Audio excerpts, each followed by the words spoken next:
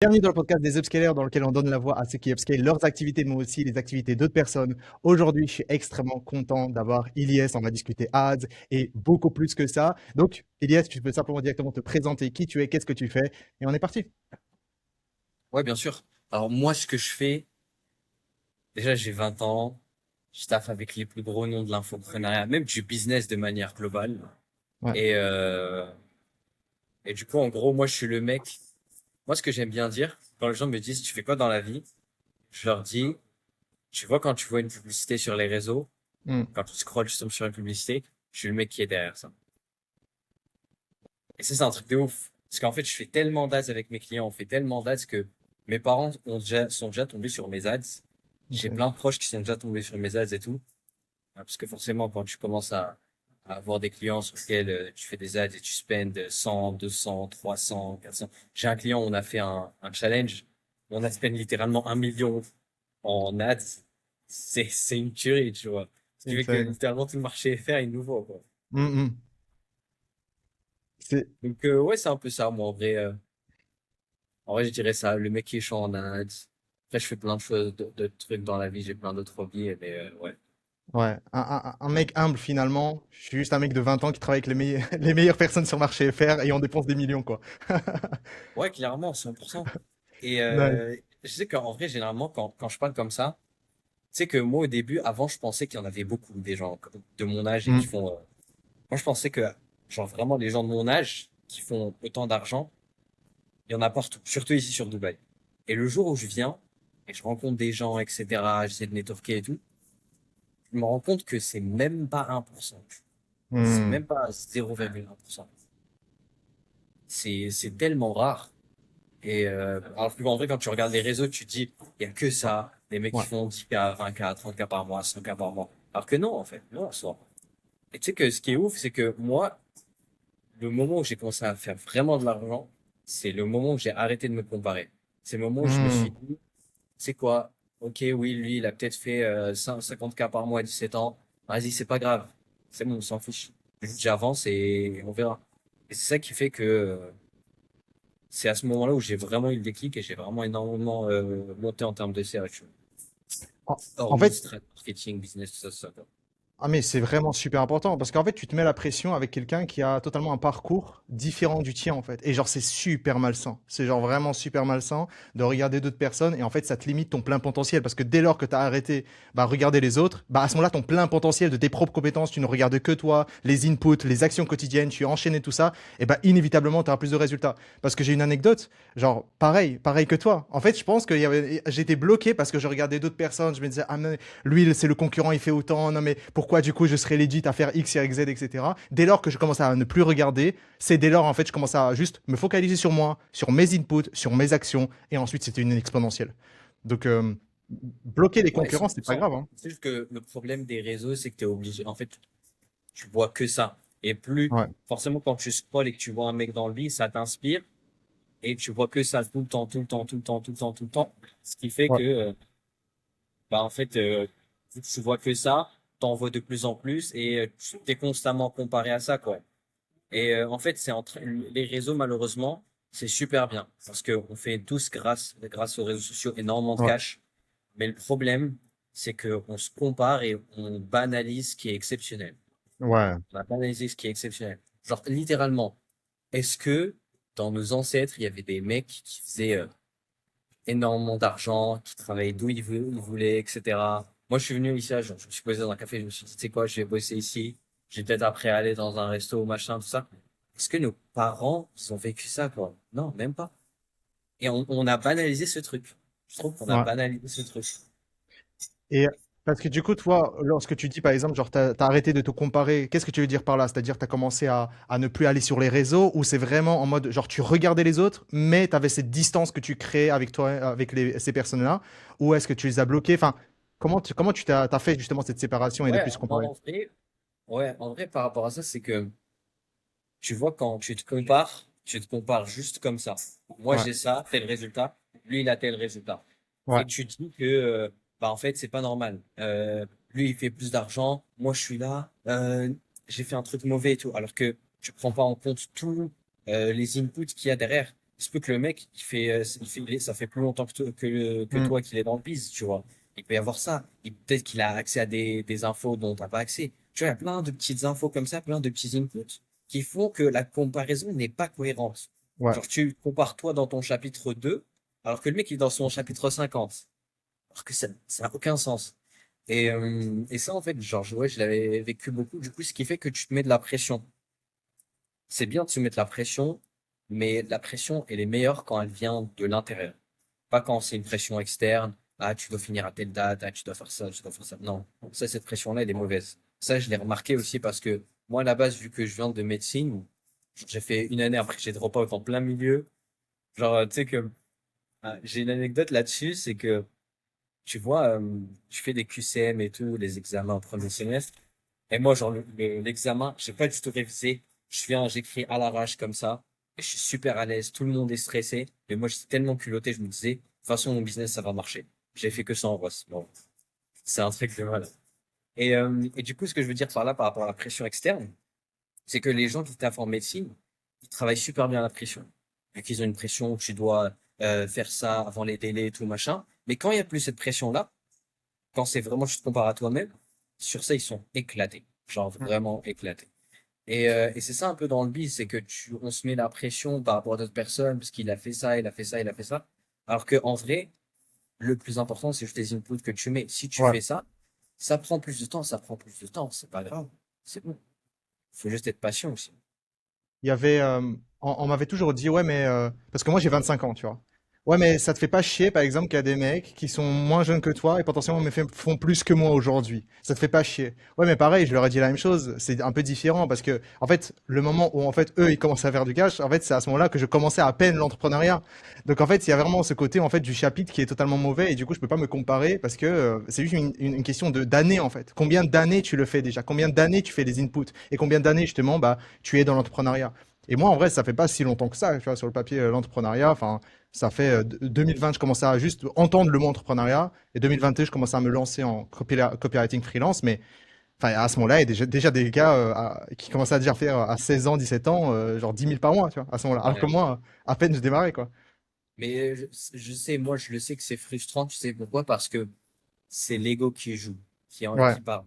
Et nous, en tant qu'hommes, on a de la Mm. testo, et on n'aime pas être, genre, se sentir inférieur. Tu Mm. sais, si t'es dans Ouais. une pièce et que tous ces mecs-là, ils sont plus chauds que toi dans tous les domaines, Ouais. ça se fait pas juste au kiffer. Ça fait Ouais. mal. Ouais. Mais justement, c'est bien parce que ça t'oblige à progresser.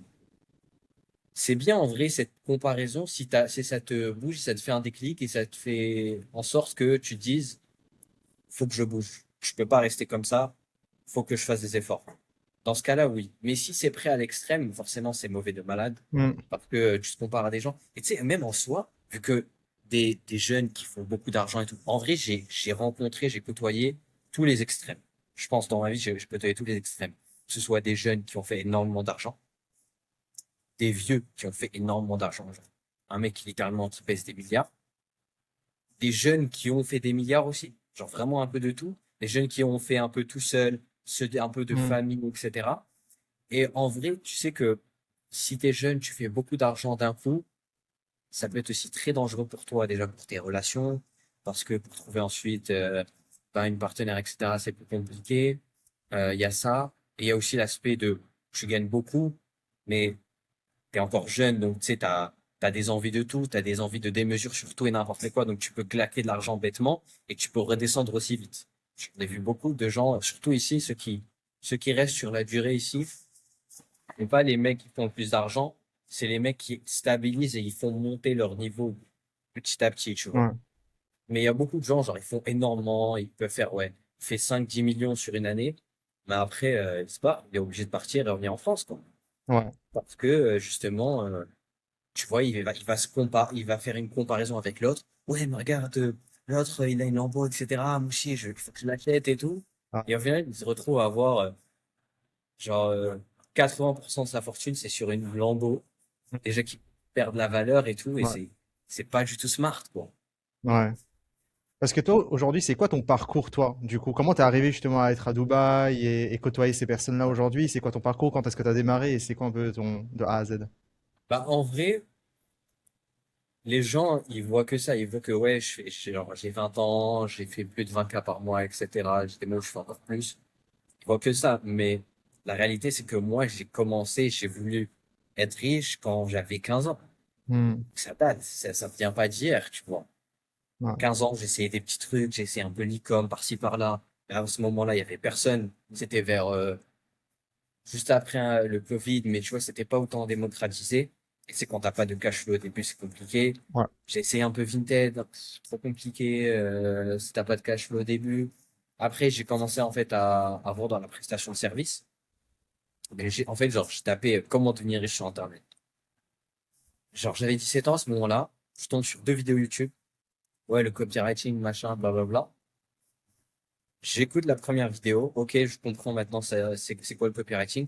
Deuxième vidéo, comment trouver des clients. Après, bam, j'attaque direct, je démarche. Nice. Voilà, la vidéo elle me dit, ouais, faut que tu prospectes, tu envoies des mails chaque jour et tu fais une modification et tu proposes ça et après, les gens, ils voudront acheter derrière. Je fais ça, genre, je fais ça tous les jours, tous les jours, tous les jours, tous les jours. Et je me rappelle même, je le faisais vraiment entre midi et deux. Il y avait des moments où, genre, je me disais, je vais pas manger, je vais faire ça. Et après, genre, je mangerai, tu vois. Genre, vraiment, tu, tu mets à plus tard, tu vois la gratification instantanée. Et, euh, et jusqu'au moment où, à peu près, je crois, que c'était 35 jours, 40 jours plus tard, il y a un mec qui me dit, ouais, je suis super intéressé, c'est super cool et tout. Je suis chaud pour te payer. Et c'est là où j'ai fait justement mes 100 premiers euros. J'ai fait mes Ouais. 100 premiers euros. Après, pendant 8 mois, genre, il n'y a rien qui rentre. La, la traversée du désert, on l'a vu tous au final. Et après, je commence à faire 300 euros ici, 100 euros par là, machin. À un moment donné, je monte à 1, 2K. Et là, je fais un pari ultra risqué. Je me dis, j'ai des clients qui prennent un peu de tout, qui prennent de la VSL, des ads, machin, etc. Je me dis, je vais me focus que sur les ads parce que j'avais vu la vidéo de Tai Lopez, j'avais consommé la formation 67 Steps. Ça, je le conseille vraiment à toute personne en vrai qui se lance dans l'entrepreneuriat, tu vois, parce que tu vois vraiment les bases. Hmm. Et il disait que ce qui va te faire le plus d'argent, ce qui va t'aider à faire le plus d'argent, c'est la chose qui est liée en fait avec tes affinités de base et avec ce qui te drive au fond de toi. Et en fait, plus j'avançais, plus je me rendais compte que moi, mes affinités de base, c'est que j'étais concis. À l'école, j'avais du mal à faire des gros pavés et tout. En maths, justement, bah, c'est bien. Et j'étais créatif, tu vois. Et justement, ça, c'est bien en maths. Plus, moi, ce qui me drive, c'est l'impact. C'est pas la liberté, parce que forcément, là, j'ai goûté et tu vois, c'est pas ce qui va me pousser à continuer à taffer là maintenant. Hein, mais c'est surtout l'impact. Tu vois, c'est l'impact positif. Si je fais une bonne ads et que vu que moi, je m'associe qu'avec des entrepreneurs qui font un bon service, qui proposent une bonne offre, etc., je sais que je vais avoir un impact positif sur des gens. Je vais vraiment transformer des vies. Et c'est pas juste quelques centaines, c'est vraiment des dizaines de milliers, des centaines de milliers, voire même des millions de personnes. Et c'est ça qui est ouf. Et c'est pour ça qu'en vrai, c'est là où je me suis rendu compte que les ads, c'était là où je devais vraiment me focaliser. Donc Hmm. je me focalise sur ça. Je prends même un pari encore plus risqué. Je me dis, tu sais quoi? Je fais pas démarcher de clients, je fais pas prospecter, je vais rien faire. Je vais juste être bon. Je vais cravacher là-dessus. Vu que je connais, j'ai déjà eu 1, 2 clients qui sont très très bons, je vais me former chez eux, quitte à ce que je sois moins payé, parce que je sais qu'en B2B, le plus important, c'est vraiment la valeur ajoutée. C'est vraiment le Hmm. service que tu proposes. Et du coup, en vrai, ça a été la meilleure décision que j'ai prise. C'est vraiment la meilleure décision que j'ai prise parce que derrière, je suis monté en compétence de fou. On m'a recommandé genre, tous les infopreneurs, ils ont dû entendre mon nom. Tous. Je sais que mon numéro de téléphone, il traîne partout, enfin dans les bons endroits, je vois. Et parce que voilà, t'as eu des bons résultats avec tel client, t'as battu tous les autres copies, Ouais. je les ai battus tous, etc. Forcément, on te recommande là, on te recommande là, on te recommande là. Car moi, j'ai même un client qui m'a recommandé à sa femme. Bref, ça va dans tous les sens. Nice. Et c'est ça qui a fait que j'en suis arrivé là, quand même. Parce que du coup, enfin, comment ça s'est passé le parcours de la première mise en relation avec un premier infopreneur? Je sais pas si tu veux dire les noms, je sais pas si tu peux, mais Ouais, ben, en vrai, tu vois, j'aurais bien voulu dire les noms, mais en fait, ça me dérange un peu. Mais je pense que les gens, si je leur dis, si je leur dis, tu vends une formation en B2B et c'est un logo, c'est un truc rouge et ça commence par entrepreneur, tu vois, Ouais, c'est, on voit direct c'est qui, tu vois.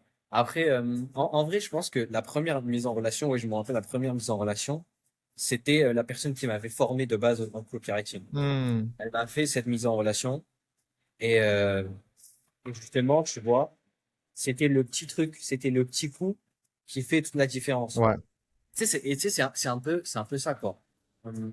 Tu vois, moi, bon, la comparaison, là, c'est vrai que moi aussi, je me compare parfois, mais j'aime bien me comparer dans le bon sens. Tu vois, je me compare souvent ouais, aux jeunes joueurs de foot, tu vois.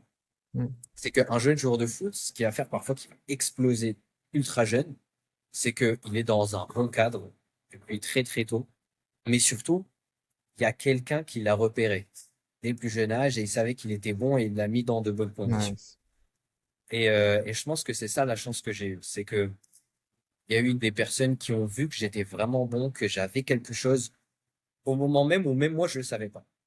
Même moi je le Ouais, savais pas, je pensais plus que j'allais faire du copy de manière globale, que je connaissais le marketing de manière globale, même si je suis très bon dans ça. Mais ils avaient vu un petit truc. Du coup, ils te font confiance sur ça. Et quand tu vois aussi, moi j'ai une anecdote avec, j'ai une anecdote avec un mec qui a fait littéralement des millions, tu vois. Là, à l'heure actuelle, je crois, il a fait plus de 100 millions. Tu vois, il a fait plus de 100 millions. Et, euh, en gros, du coup, je suis en call avec lui. Il a le même âge que toi. C'est pas pour comparaison, mais tu vois, il a le même âge. Et en gros, je lui dis, toi, tu as 25 ans. Moi, à ce moment-là, j'avais 19. Je crois que j'avais 19 ou 18. Et je lui pose la question et je lui dis, toi, si t'étais à mon âge, qu'est-ce que tu ferais différemment? Et je lui pose cette question-là. Et il me dit, en gros, il me raconte l'anecdote de, il a un pote qui a le même âge que lui. Et ce pote-là, il a fait plus d'argent que lui en un an. Alors que les deux, ils ont commencé à 18 ans. hmm, Son pote, il a fait plus de 10 millions en un an direct. Et en fait, il m'a dit que c'est parce que son pote, il était focalisé sur l'apprentissage et après sur le fait de gagner de l'argent. Et sauf que lui, il était trop focus sur gratter de l'argent par-ci par-là chaque fois, ce qui faisait que bah justement, vu qu'il était trop focalisé sur gagner de l'argent par-ci par-là tous les mois, gratter un peu, au final, il a pas, il s'est pas focalisé sur un plus gros asset qui est le knowledge. ouais, C'est ça qui a fait que son pote, il l'a complètement dépassé. Et moi, j'ai toujours été un mec où j'apprends des erreurs des autres. Tu vois, je me hmm, dis, la vie est trop courte. Pourquoi vouloir faire toutes les erreurs possibles? Pourquoi juste je peux pas apprendre des erreurs des autres? C'est hmm, beaucoup. C'est intéressant. ouais. En fait, il y a un truc intéressant dont tu parles, c'est vraiment ce côté où rentrer dans des communautés et faire un bon job pour avoir en fait une mise en relation qui peut faire l'effet domino tu vois, jusqu'à tout le reste, quoi. Genre, tu fais un bon job, tu rentres dans une bonne pièce, la bonne pièce, au bon endroit avec les bonnes compétences, effet domino en fait à partir de là. Genre, une connexion, un numéro de téléphone peut littéralement changer en fait le parcours d'une personne. Et je pense que le réseau, ça reste en fait l'un des choses les plus puissantes. Au début, je me disais, allez, c'est bon, tu vois. En fait, on dit toujours, c'est que sois bon et ensuite les autres viendront à toi. Mais la réalité, c'est que il faut que tu provoques aussi ces connexions. Il faut que tu provoques aussi ce networking. Parce que du coup, en fait, les numéros ne vont pas tomber du ciel non plus, quoi. Oui, non, mais clairement. Non, mais ça, je suis 100% d'accord. Il faut que, de toute façon, malheureusement, moi je le sais, c'est qu'au début, je voulais justement rencontrer des gens qui ont de l'argent et tout, mais quand j'étais en France, bah, tu sais, en France, c'est rare que tu trouves vraiment des gens inspirants, qui sont dans le biz, etc. Mais il y en a toujours quelques-uns. Et il suffit vraiment de chercher, tu vois, il y a toujours peut-être un mec dans ta ville, tu vas aller le croiser, tu lui parles, etc. Et déjà, ça débloque beaucoup de choses, beaucoup de croyances limitantes. Il y a ça, et après, si tu peux pas les rencontrer autour de toi, t'as pas la possibilité de venir dans des villes comme Dubaï où tu peux voir justement des mecs qui sont ultra chauds, qui limite sur une plaque de voiture, genre elle coûte 10, 15 millions, tu vois, c'est aberrant. Et si tu peux pas rencontrer ces personnes-là, en fait, le mieux c'est de rejoindre des communautés. Il y a Internet, tu vois, Internet Ouais. c'est insane. Enfin, je dis ça comme si j'étais un boomer, comme si j'avais quand même rien de tu vois. Mais C'est vrai, Internet, C'est c'est un vrai. truc de ouf. Tu peux connecter avec n'importe qui, tu peux vraiment connecter avec plein de gens. Ouais, Après, forcément, quand les personnes ne te connaissent pas, c'est toujours un peu dur, tu vois. Mais quand c'est quelqu'un qui te met en relation parce que vous ouais, êtes dans une communauté, etc., c'est pour ça que moi, je trouve, tu vois, rejoindre des masterminds, rejoindre ouais, des events et tout, c'est très, très bien. C'est vraiment. Et les voir en physique, voir ces personnes-là en physique, c'est encore mieux. encore mieux. Parce que tu dis, ah ouais, en fait, ce truc-là, c'est pas deux escameurs au final, ça marche, quoi. Bah, c'est du concret, quoi. Tu vois, c'est genre Oui, concret, on te concret. voit, on peut te toucher, genre c'est concret, c'est pas en mode une vidéo Zoom ou Google Meet, tu vois. C'est Forcément. ça, 100%, 100%. Et c'est pour ça que, en vrai, tu vois, moi, je trouve que au début, c'est difficile Ouais, d'y croire que ça va ouais, marcher, que le business va marcher, etc. Parce que tu peux pas tâter le truc. Tu le vois pas. En vrai, au final, même les chiffres, ça arrive juste sur un screen. ouais. Mais quand tu commences à voir que ça impacte ta vie réellement sur, ah ouais, en fait, je peux me permettre de payer ça, je peux aller là, je peux faire ça, je peux faire ci. Là, tu comprends que c'est vraiment, ça a vraiment un impact. Ce Hmm. qui est pas forcément évident, à voir au début. C'est pas évident de se projeter, quoi.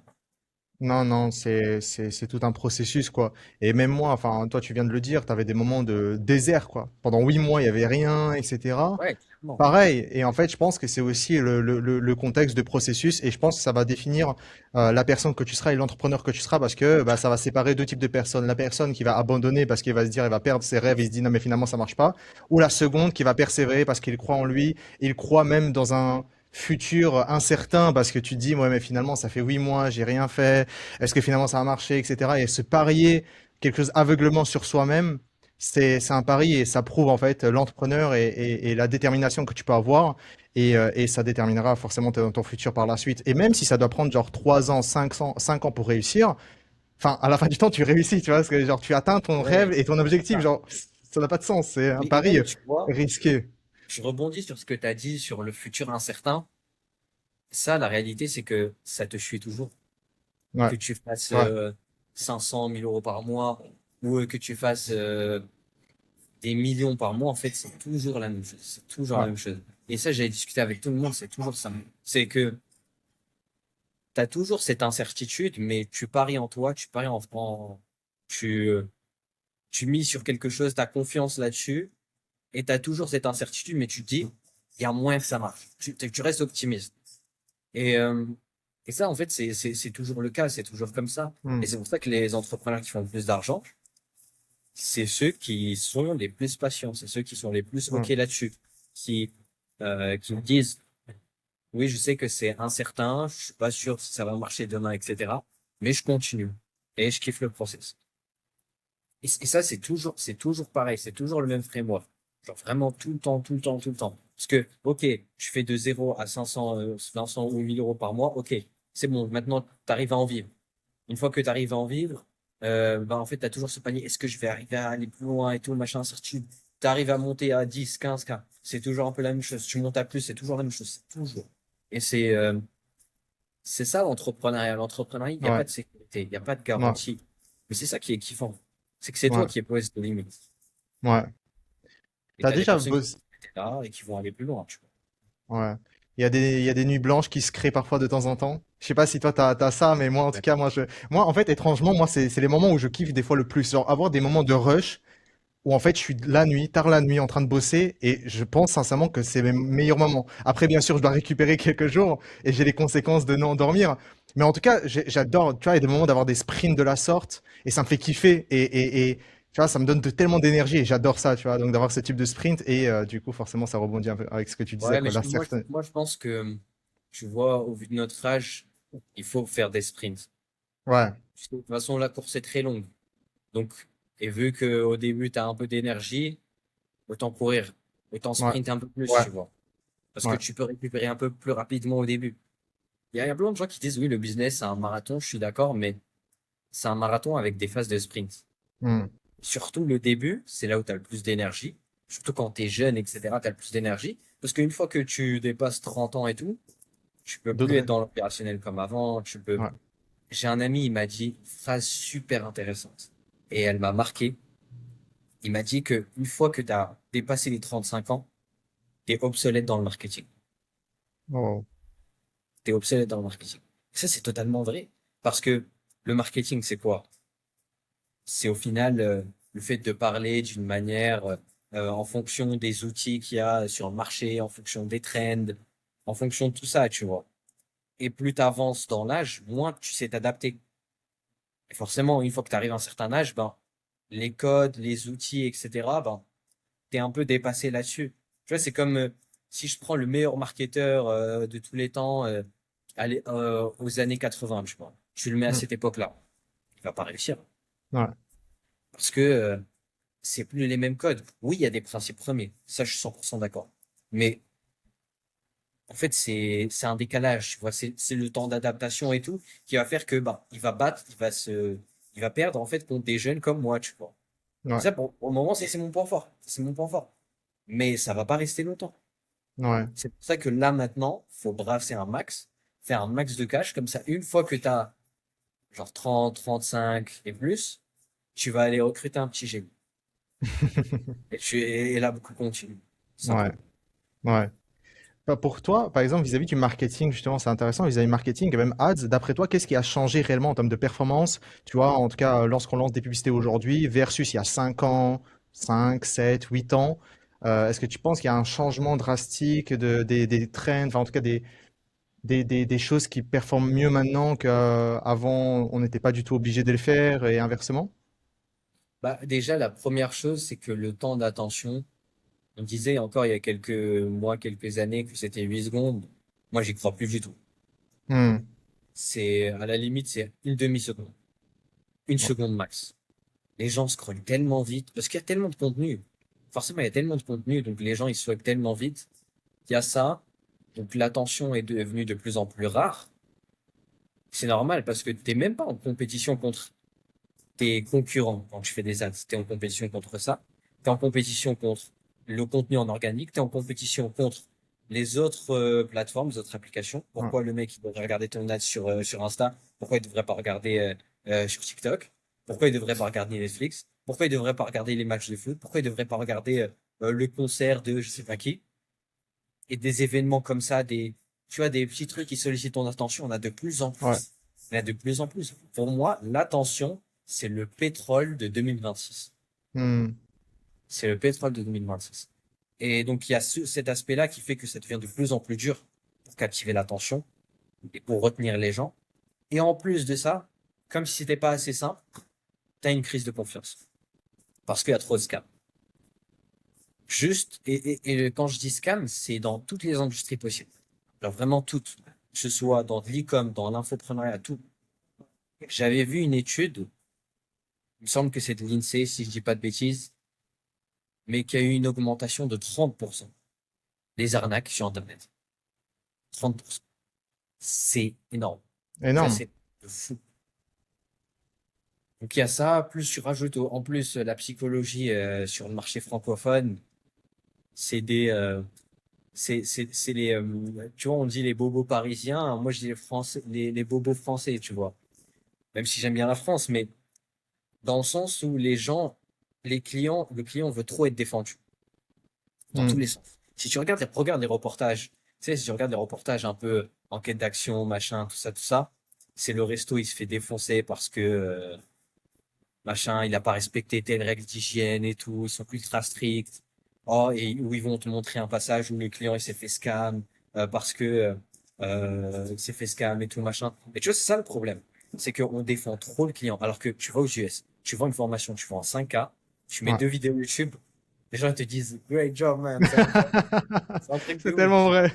C'est C'est tellement vrai. ça. Mais sur marché FR, tu fais la même chose, on Ouais. t'insulte, enfin, on va te dire, ouais, la DGCF, elle va Ouais. venir, elle va, tu- ça part en cacahuète. Ouais. Le client en France, il veut trop de choses. Et ça, Et- forcément, en As aussi, ça joue parce que ils sont ultra méfiants, ultra sceptiques.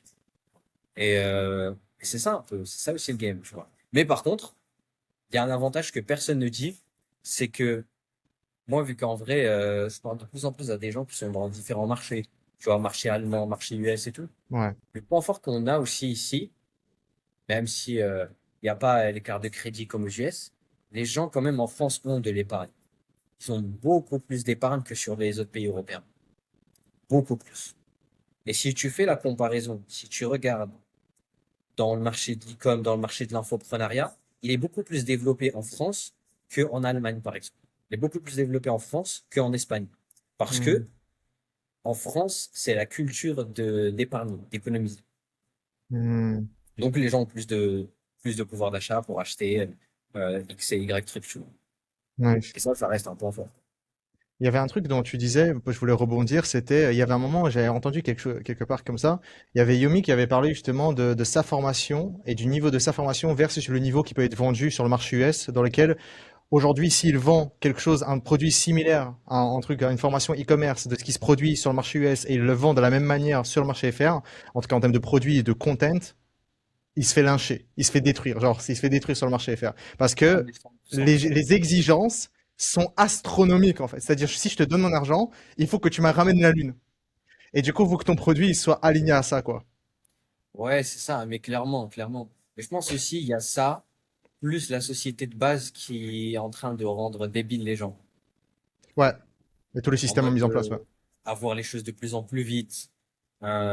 Tu vois, avoir les choses de plus en plus vite. Ça demande de moins en moins de compétences. Bon, t'as tout de suite, etc. Ce qui fait que les gens ont trop d'attentes aussi. Tu vois. Ouais. Beaucoup trop d'attentes.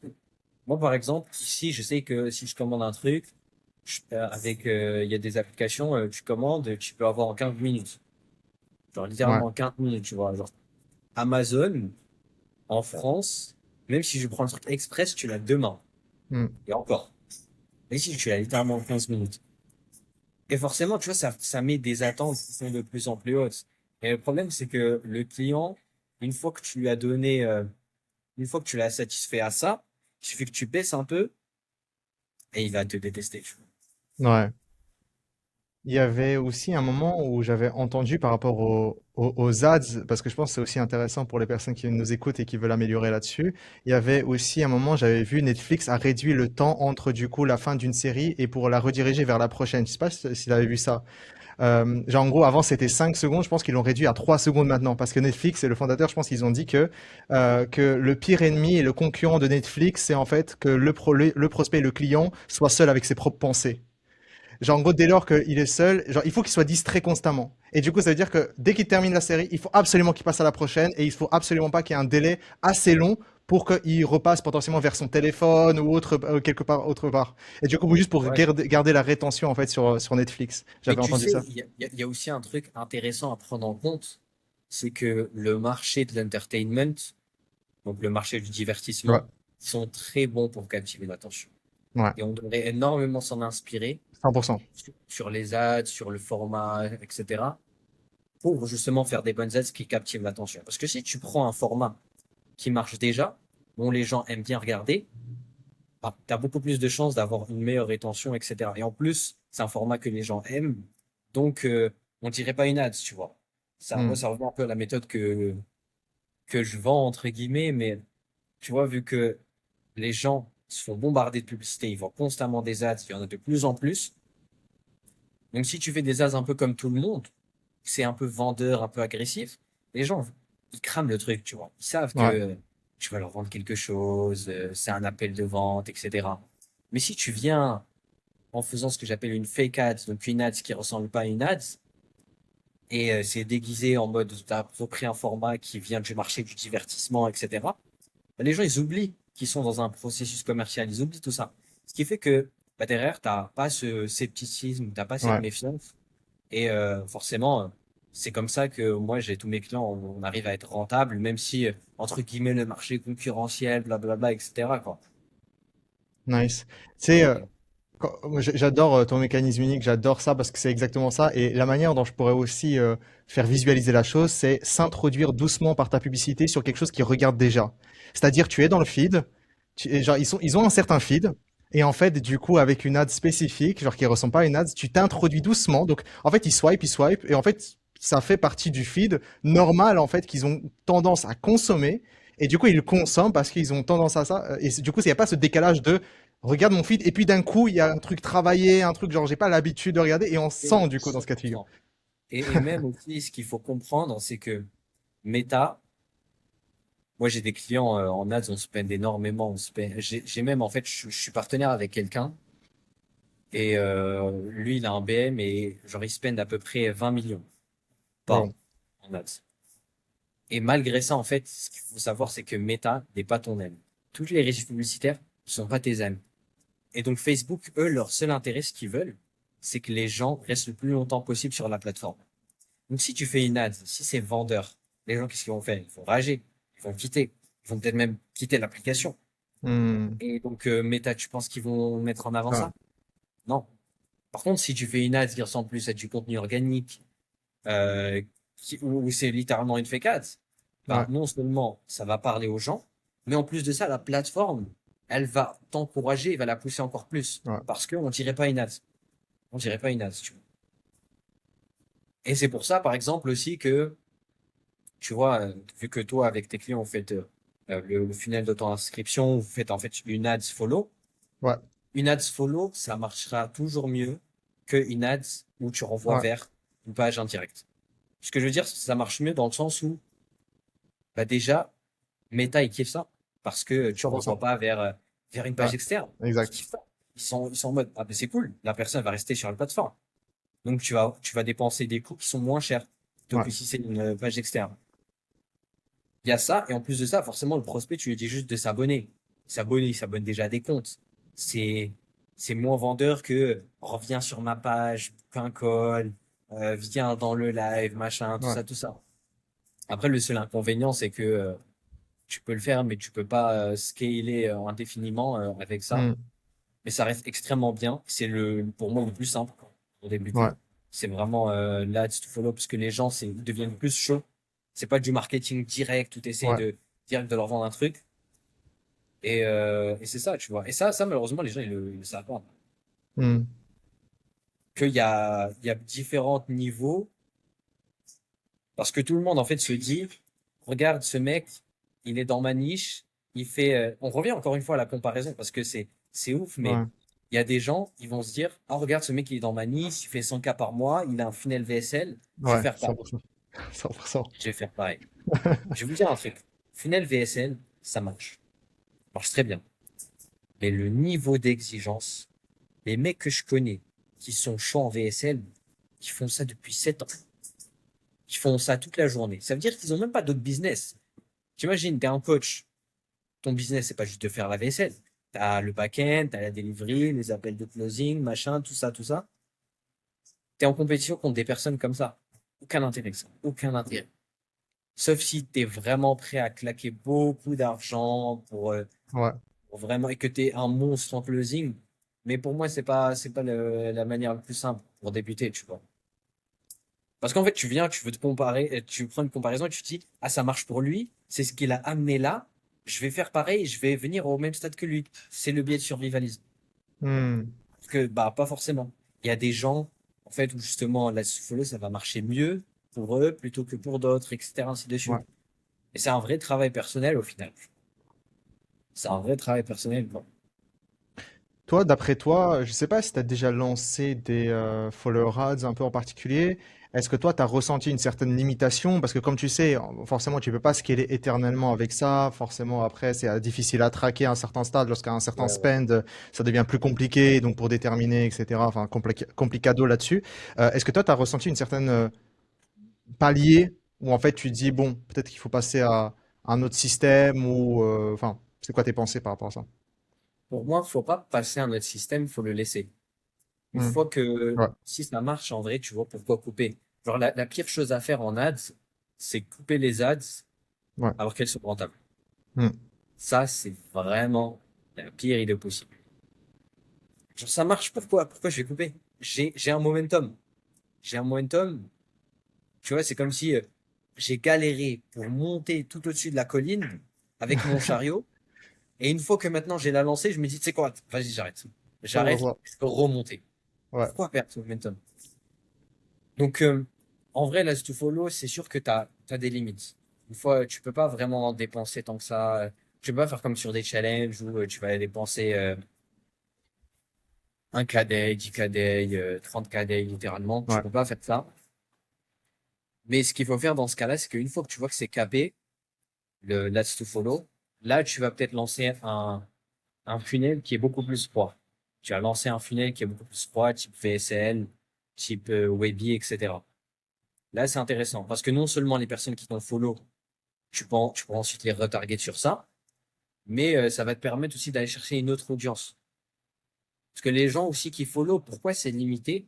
C'est parce que les ads to follow, ça va aller vraiment chercher des gens qui sont chauds dans le marché. Ça va vraiment aller chercher le top of the funnel, tu vois. Et c'est pour ça que c'est assez limité, vu que la majorité du marché et la majorité de l'humanité, ce sont des personnes qui n'ont pas conscience que toi, tu peux les aider, qui n'ont pas conscience qu'il y a des solutions, etc.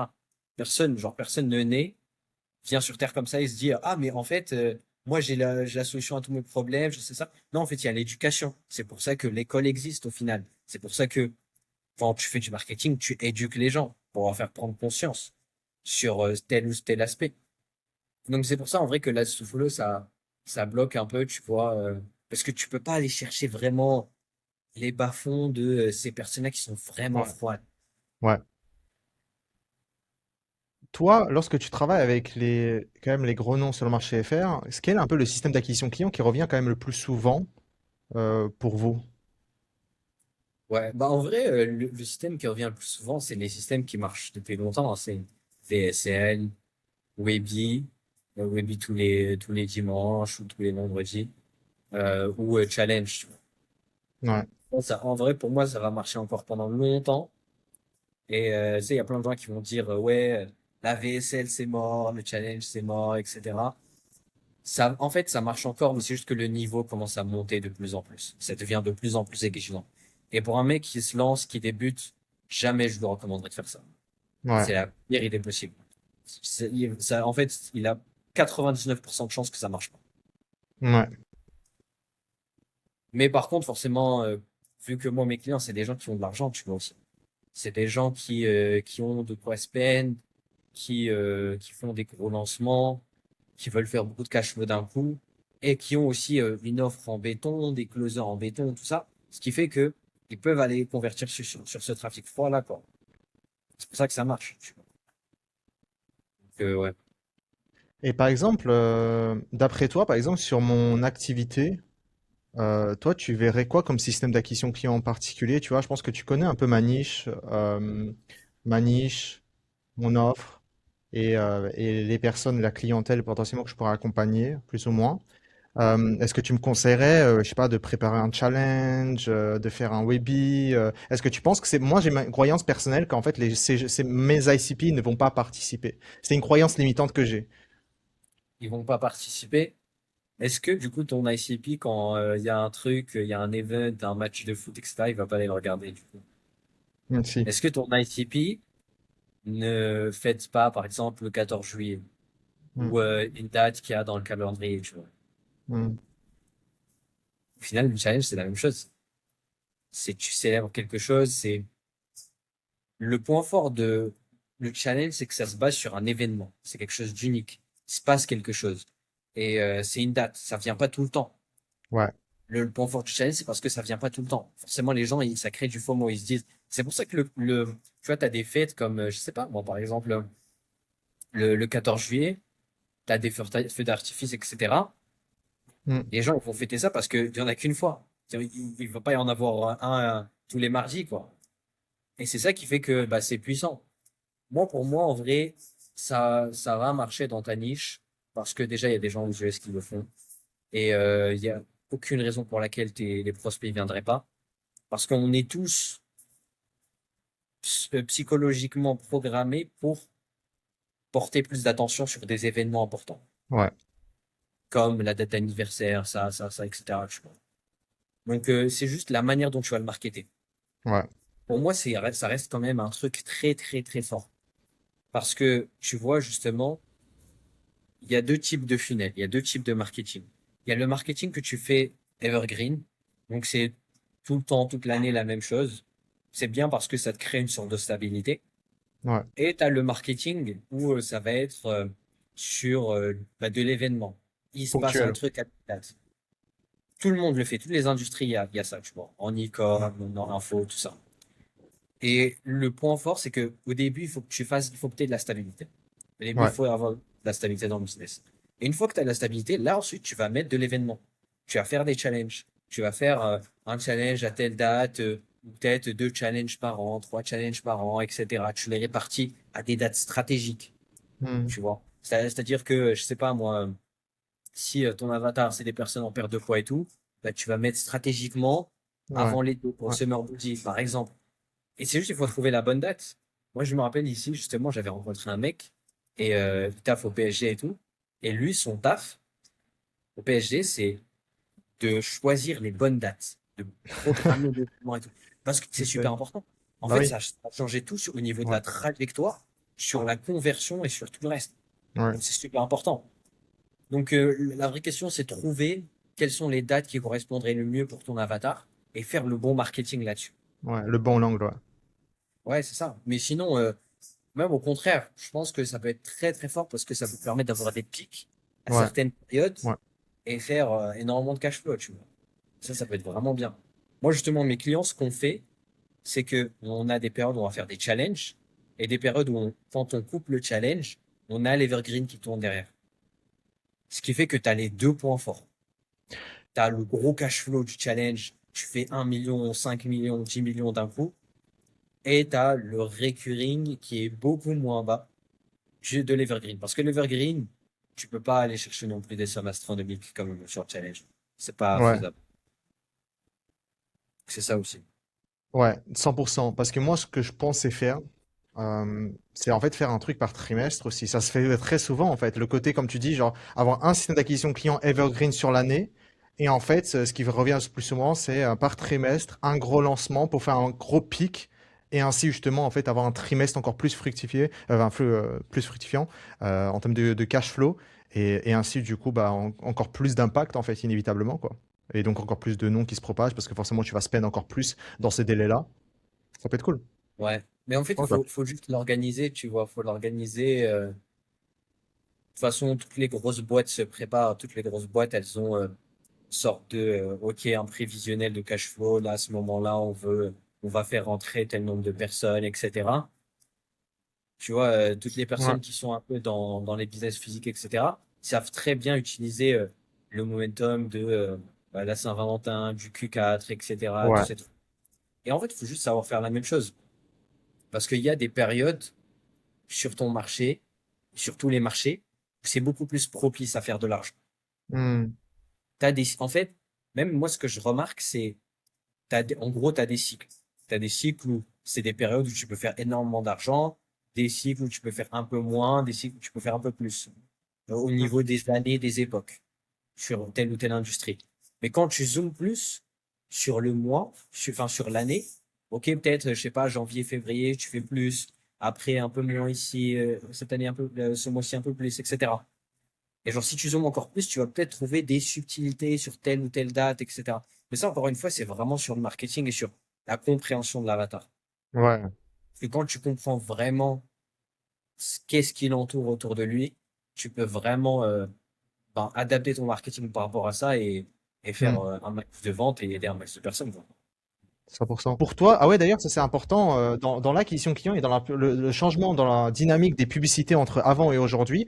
Pour toi, quel est l'impact du développement de la marque personnelle pour les performances des publicités? Est-ce que tu as un avis? Pour moi, ça, c'est primordial.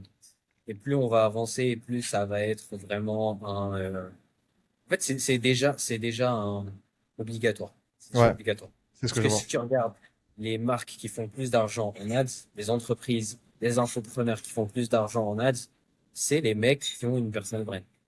Ouais. Donc, en fait, c'est trop fort, tu vois, c'est trop fort parce que tu prends une comparaison. Imagine, tu prends Yomi qui fait des ads. Yomi qui fait des ads, il parle face caméra. Les gens ils vont se dire, ah, mais ce mec, je le connais. Je vais plus l'écouter. Il a un meilleur Hmm. script qu'un inconnu qui va se poser face caméra. Et imagine, c'est le même script, la même proposition de valeur. Tout est pareil. Le personal brand.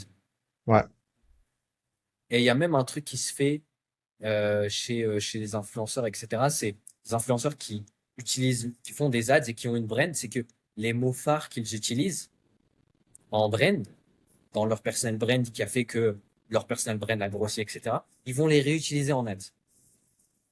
Ça, on connaît tous un peu des influenceurs qui ont des phrases phares et tout. Tu sais, moi, je pense à question, elle est vite répondue. Tu sais, le mec qui disait ça. Euh, Il y en a plein comme ça, tu vois. Ouais, Justement, eux, s'ils ont un gros point fort en ads, c'est parce que les gens, ils les connaissent déjà. Alors, peut-être pas tout le marché, mais quand même une bonne partie. Et ça, ça reste un gros point fort, tu vois. Ça reste un gros point fort. Moi, pour moi, si tu veux faire partie des meilleurs en ads, il faut que tu aies un bon personal branding. ouais, C'est non négociable. ouais. En fait, c'est logique même, tu vois, quand tu y penses. C'est comme tu dis, c'est qu'on t'a déjà vu quelque part, on a déjà vu ta tête, mais allez, je sais pas vraiment qui tu es, mais allez, je t'ai déjà vu passer quelque part. Et ça a un impact tellement dans lequel, ok, je vais écouter parce que je t'ai déjà vu au moins quelque part, même une milliseconde. C'est différent qu'une personne qui arrive dans la rue et il t'approche et tu le connais pas. Alors qu'une personne, tu dis, ah mais attends, peut-être que je l'ai un peu vu. Bah, tu vas quand même tendre l'oreille et écouter ce qu'il a potentiellement à te dire légèrement. Exactement. C'est ça le game un peu du personal branding. Euh, Exactement. Et tu sais, c'est pour ça qu'il y a eu une traîne pendant longtemps où ouais, tu avais plein de gens qui allaient prendre, qui allaient prendre un truc chez BFM Business, juste pour qu'il passe à la télé quelques secondes. ouais, ouais, Et pour ensuite le réutiliser et dire, tu m'as peut-être déjà vu à la télé. ouais, C'est fort, mais ouais. c'est pas quelques secondes qui font le personal branding, mais c'est ça l'idée, tu vois, finalement. Et c'était le truc qui se faisait énormément vers 2022, 2023. Mais maintenant, il faut vraiment une vraie personal brand. Tu vois, vraiment une vraie personal brand, une vraie marque, une vraie identité. Et ça se fait sur les réseaux, quoi. La création de contenu, genre, tu peux Ouais. pas juste attendre à juste lancer des pubs et scaler ton activité comme un bourrin. En vrai, tu pourrais, tu vois, tu pourrais Ouais, si tu tu peux, arrives mais il sur, faut être chaud. Mais si tu ouais, veux exact, tenir sur la durée, si tu veux tenir sur la durée, ouais, pourquoi pas faire les deux? ouais, tu vois, cet effort supplémentaire, quoi, Ouais, pourquoi pas faire 100%. les deux? En fait, si tu fais les deux, et les deux se combinent super bien. Donc Hmm. autant faire les deux. Mais c'est parce que, en fait, le problème, c'est que dans notre industrie, tout le monde oppose les deux. Tout le monde oppose la création de contenu aux ads. On va te dire, fais de la création de contenu, les ads, tu feras ça après. Fais des ads, ne fais pas de la création de contenu. Et vu qu'il y a cette opposition-là, les gens, et en plus forcément, tu sais, les gens ils sont un peu en mode, je cherche la solution. Ah, mais ça, c'est la solution, parce que ça, c'est pas la solution et tout. Alors que la réalité, c'est que c'est beaucoup plus complexe. Ça, c'est vraiment tout dépend de toi et Ouais. de où est-ce que tu en es à l'heure actuelle. Mais en réalité, si tu regardes les meilleurs, ils font tous les deux, quoi. Ils font tous les deux parce que Ouais. c'est, euh, c'est le combo gagnant, tu vois. En fait, c'est juste trop simple à vendre lorsque tu mets une opposition parce que les gens, comme tu dis, ils cherchent le nouveau. Et en fait, constamment, il faut que les gens y comprennent, c'est que nouveau est mieux que mieux. Ce que je veux dire par là, c'est que si tu proposes quelque chose qu'ils font déjà et en disant, bah écoute, j'arrive et je vais faire mieux que ce que tu fais déjà, c'est légèrement plus compliqué à vendre que lorsque tu arrives et tu leur dis, écoute, tu as déjà essayé ça, ça n'a pas très bien fonctionné, regarde cette nouvelle chose. Ok? Une nouvelle voie. Et juste ça, en fait, on revient du coup, bah, cette nouvelle opportunité que tu acquiers aux gens et vendre, il est beaucoup plus simple de faire de la sorte. Euh, donc c'est pour ça il y a vraiment cette opposition. Et moi le premier, hein. Moi le premier. Pourtant, je crée quand même ce type de contenu et je fais les ads en simultané. Donc, dis Siri, stop. Mais c'est ça un peu le marketing, malheureusement. Ouais, Je dis pas que le marketing faut mentir, mais il faut que, en fait, si tu fais pas parfois dans certains aspects un peu comme ça, les gens, il faut leur rendre un peu le truc attirant, tu vois. Il faut leur rendre le truc un peu sexy parce que sinon, ils vont jamais, euh, ils vont jamais, tu vois, passer à l'action, ils vont jamais essayer la chose, etc. Tu vois. Donc, c'est un peu ça. C'est un peu l'équipe propos. Moi, je dis toujours, c'est que le marketing, c'est simplement une question de changement de croyance. Genre ça, c'est pour moi la fondation du marketing. Il faut que tu changes les croyances des gens pour qu'elles s'alignent sur ton produit, sur ton offre, et qu'en fait, ça devienne une évidence pour ces personnes-là de se dire, mais en fait, oui, il a raison. Et du coup, pour acheter, bah, pour avoir la solution, bah, faut que je l'achète chez lui, quoi. Pour moi, c'est d'où en fait cet aspect qui est quand même important de trouver des ennemis, lancer la pierre sur les ennemis. Enfin, on revient sur les fondamentaux du marketing, quoi. Ça reste super important parce que si t'es lisse et que t'as pas d'ennemis et que tu jettes pas la pierre sur les ennemis, bah en fait t'es comme tout le monde et en fait bah inévitablement bah si t'es comme tout le monde bah t'as le même résultat que tout le monde, c'est-à-dire zéro. Ouais, c'est ça. Mais c'est surtout en vrai les croyances, tu vois. Parce que tu vois, même en vrai, même moi, quand j'analyse souvent les ads de mes clients, on fait des bilans et tout pour voir la data qu'on a, les Ouais. résultats. Et en vrai, les ads qui marchent le mieux, c'est les ads où on casse des croyances, mais en fait, on vient, on amène la chose et on casse la croyance au bon moment. Hmm. Dire que la personne, elle voit telle phrase et elle se dit telle chose et elle a une croyance juste après et on vient, on casse la croyance. Là, et c'est là où ça marche de fou, tu vois. Je vais rebondir pour que les gens ils comprennent ce que tu viens de dire. Et ça, c'est vraiment une compétence de copywriting. Tu as commencé par le copy. Moi aussi, j'ai commencé par le copy. Ça reste pour moi l'une des meilleures compétences à développer. Et si tu te lances, la première chose dans le copy, pour moi, c'est t'as gagné le game parce que tu comprends la psychologie, en fait. Et la psychologie, enfin, le marketing, c'est de la psychologie du consommateur, tout simplement.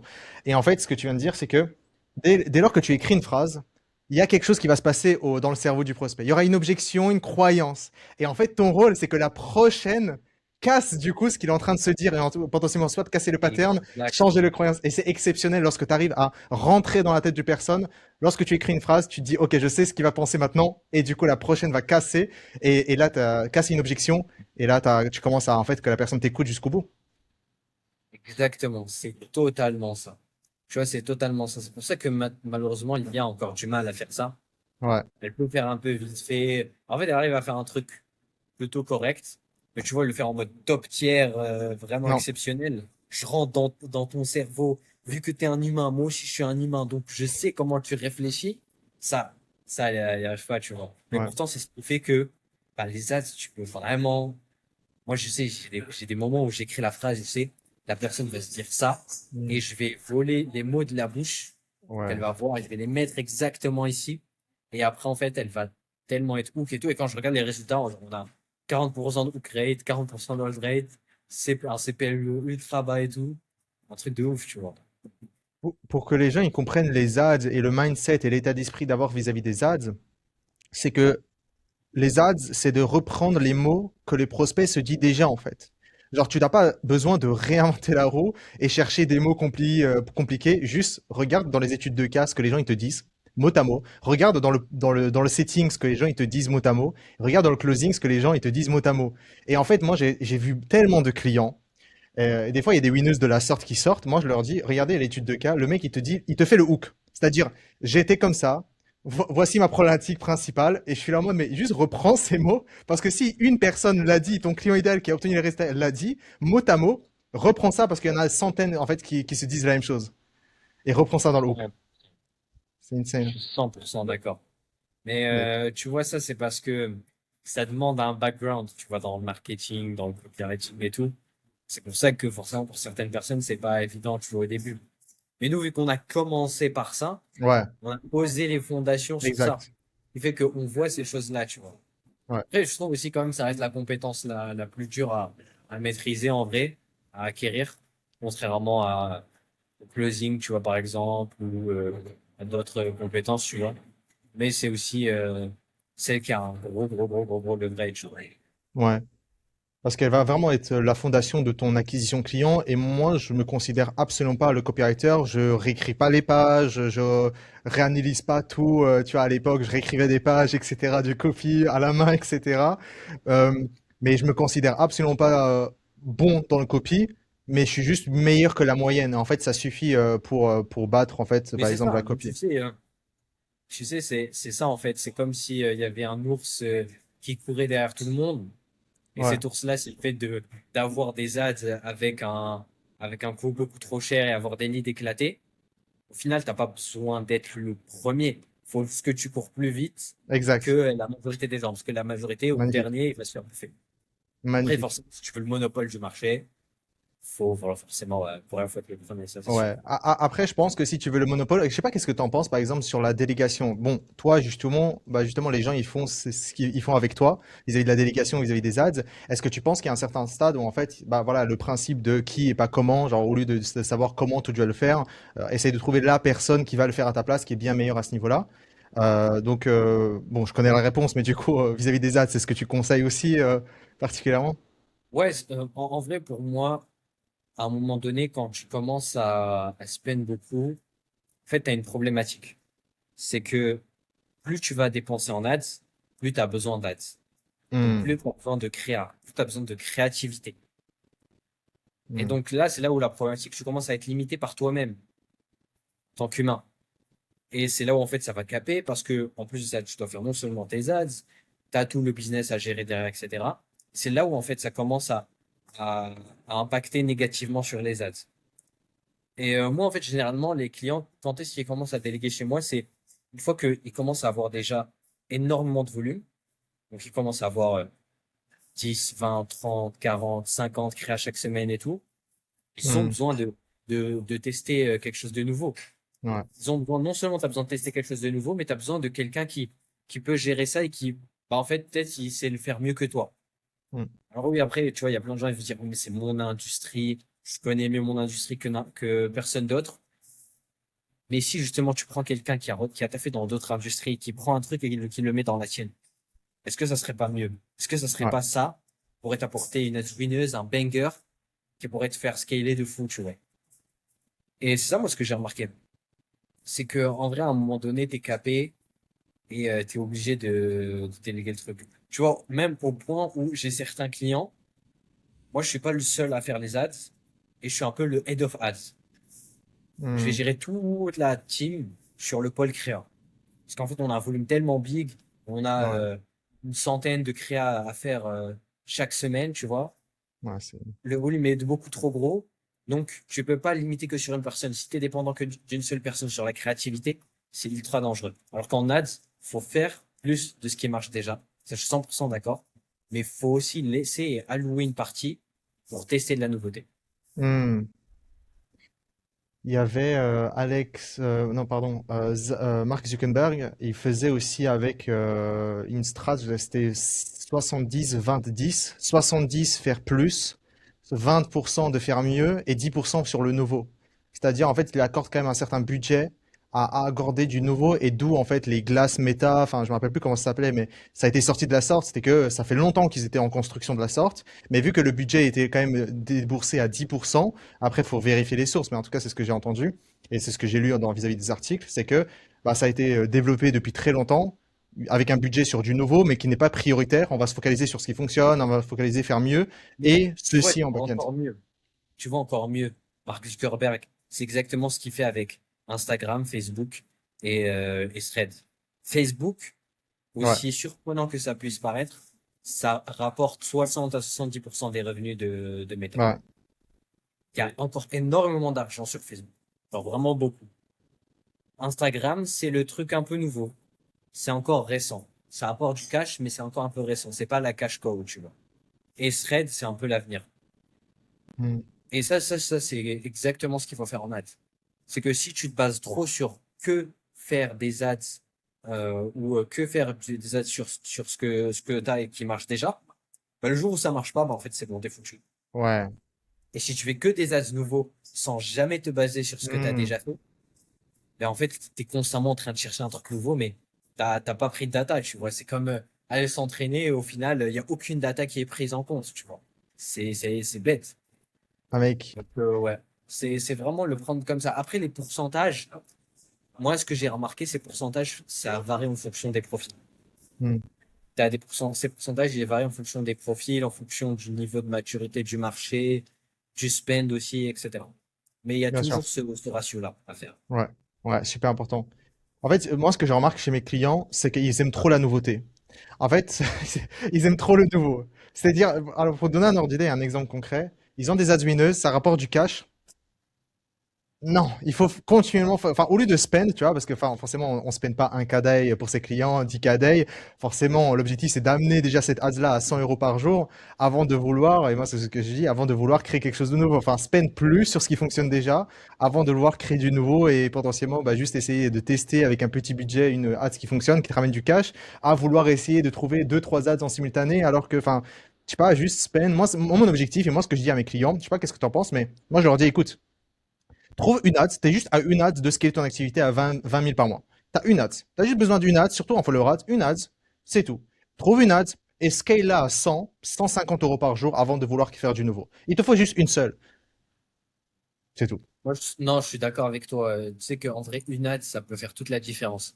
Et c'est ça aussi le problème. C'est pour ça que la plupart des gens, ils n'arrivent pas en ad. C'est que, En ads, 90% du temps, tu fais que échouer. Ouais. Tu fais que échouer. Tu testes des trucs, tu penses à ta reprise qui marche déjà et tout, mais ça marche pas. Mais il suffit juste qu'une seule ads marche. Une seule qui soit winneuse sur toute la Ouais. campagne. Ouais. Tu spends un max et elle peut sauver tout le truc. 100%. Et c'est clairement ça, hein. C'est clairement ça. Donc, c'est pour ça qu'il faut varier un max. Mais une fois que tu trouves un truc qui marche, faut le réutiliser, il faut le poncer jusqu'à que ça marche plus. Ouais. Mais ça, t'inquiète, ça, c'est même pas que chez tes clients. Moi, j'ai certains clients qui sont un peu pareils, et sont en mode, ouais, mais on a envie de tester ça, machin et tout. Mais viens, on ponce cet angle-là. Viens, on le Hmm. ponce. Genre, vraiment, on le ponce, on, vraiment en profondeur.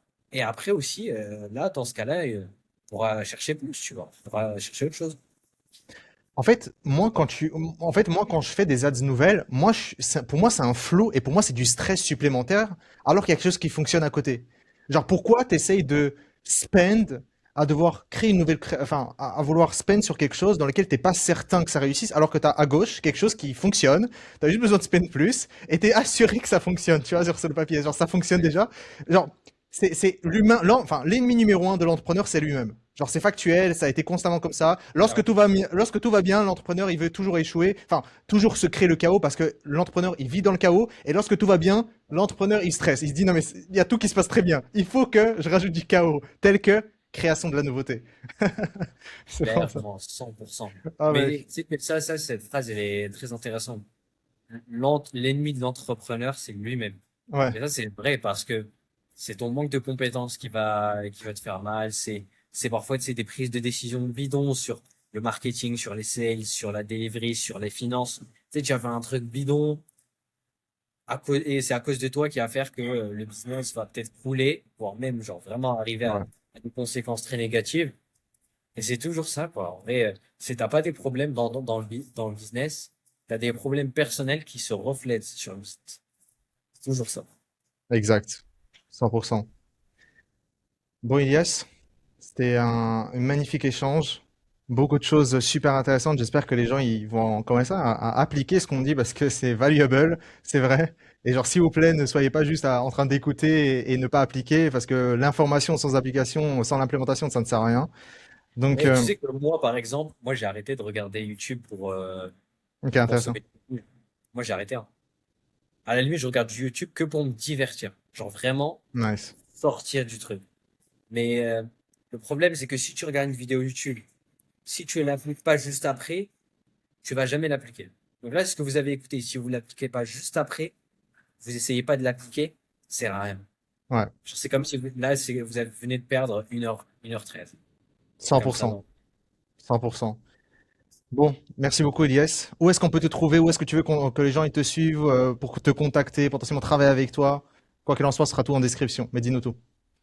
Bah, en vrai, je vais mettre mon LinkedIn. Non, je rigole. LinkedIn, je déteste. Je ne veux pas aller dans LinkedIn. En vrai, j'ai Insta. Je poste du contenu de temps en temps là-bas et tout. Ils peuvent m'envoyer un message, s'abonner à moi. Moi, je trouve que c'est bien. Ça, c'est bien aussi les réseaux, c'est parce que je rencontre des gens qui sont intéressants. Donc, moi, ça me fait toujours plaisir de discuter avec des personnes une fois que, elles ont vu mon contenu, etc. Parce que tu as des gens qui sont vraiment smart. Ça, c'est cool. Non, Donc, moi on j'ai met un. ça en Insta, ouais.